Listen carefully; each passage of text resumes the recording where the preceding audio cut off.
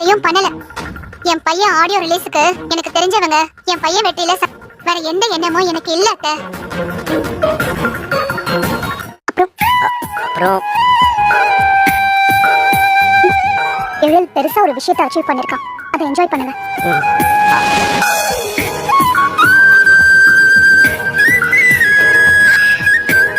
அவ எதுக்கு அவங்கிட்ட பேசுறா? நான் விசாரிச்சேன். நான் எப்படி இருக்கேன்னு அவர் விசாரிச்சாரு. அவ்வளவுதான். நான் உங்க பையனோட சேர்ந்து வாழணும்னு இங்க வரல. நீங்க எதுக்கும் பயப்பட வேண்டாம். நீங்க பயப்படுற மாதிரி நான் எதுவும் பண்ணவும் மாட்டேன். வீணா மனசு போட்டு குழப்பிக்காதீங்க.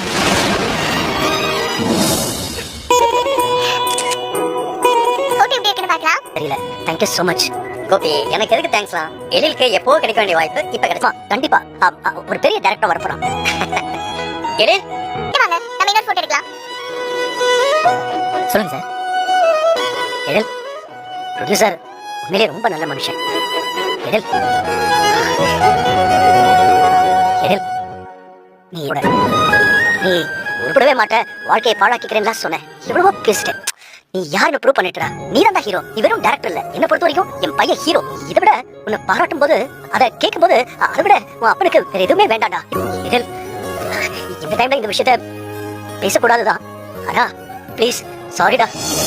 பரவாயில்ல, இட்ஸ் ஓகே. எனக்கு என்ன, என் பையன் இப்படி வந்திருக்கான். எனக்கு என்ன மாறிடுச்சு. நீங்க அவங்களோட பேசி பார்க்கலாம். அது முடிச்சு போன கதை.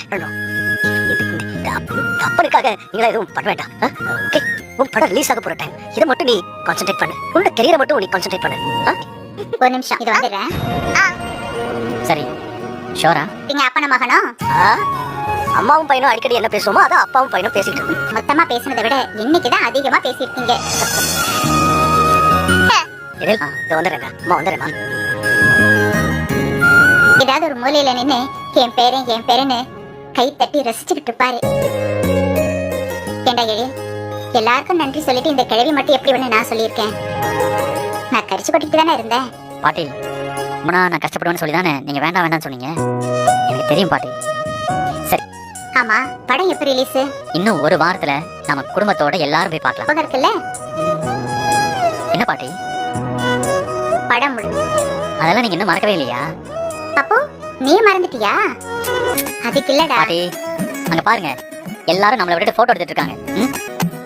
ஏய் லட்டு, என்ன எங்களை விட்டு எடுத்துட்டு இருக்க? எங்களை சேர்த்துடு. சரி, எல்லாரும் வந்து நில்லுங்க.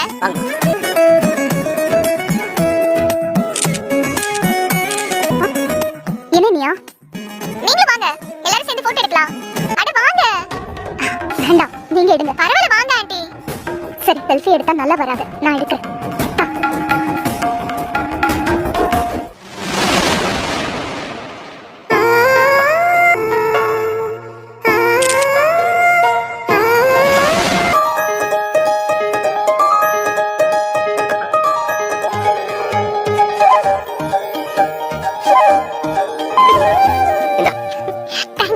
வெல்கம்.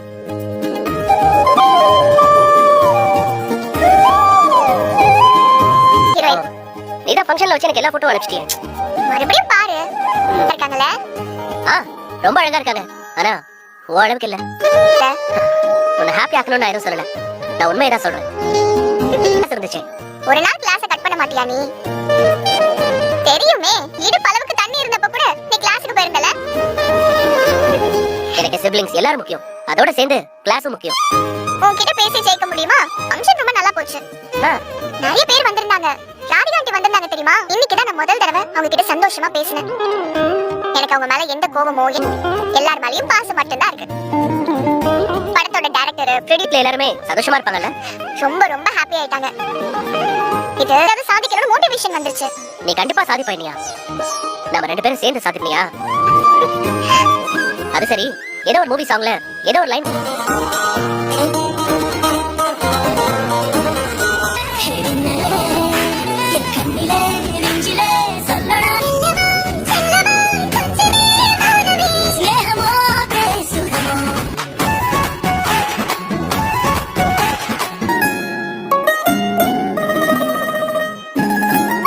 வேற எங்க கூட்டிட்டு வந்திருக்கீங்க?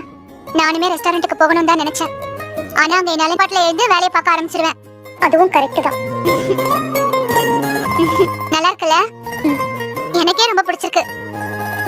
சார் திரும்ப வந்துட்டாரு, அதனால எனக்கு பொறுப்பு கொஞ்சம் குறைஞ்சிருச்சு. போகும்போது எதுக்கு தான் கூட்டிட்டு வரல.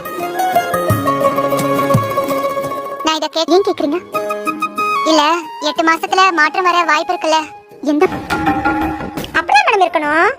அழகா இருக்கீங்க, படிச்சிருக்கீங்க, நான் பார்த்து கல்யாணம் பண்ணிக்கோங்க. என்ன நான் சொல்றது?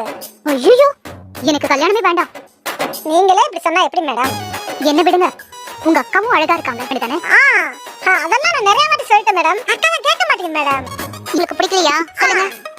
கல்யாணம் பண்ணிக்கிட்டும் நல்லா இருக்கலாமே. அதான் இருந்தனே 25 மறுபடியும் பாழுந்தனத்துல குதிக்கிறதுக்கு நான் கண்டிப்பா தயாரா இல்லைங்க. பண்ற வாய்ப்பு கிடைச்சிச்சுன்னு வைங்களேன், நான் அந்த ஆளை விவாகரத்து பண்ணி விட்டுட்டு ஒரு நல்ல மனுஷனை பார்த்து கல்யாணம் இதுதான். உனக்கு சேர்ந்து வாழ பிடிக்கலனா டிவோர்ஸ் பண்ண வேண்டியது தானே? அதெல்லாம் அந்த ஆள் பண்ண விட வேணாலும் இருக்கட்டும் செல்வி, நீ முடிவெடுக்கலாம்ல. கோபி வேண்டாம் நான் முடிவெடுத்தேன்ல. அது வந்து என்ன, நாள உன் புருஷனை விட்டுட்டு போகவே முடியாது. உனக்கு அவர் மேல ரொம்ப லவ்னு சொல்லு, போனா நான் நல்லா தான் இருப்பேன். ஆனா அந்த ஆள சீன் வைக்க ஒரு நாதி கூட இருக்க மாட்டாங்க. சரியா லவ் பண்ணாருல? ஓ இது வேறயா? 1 2 பேர் இல்ல மேடம், பொம்பளை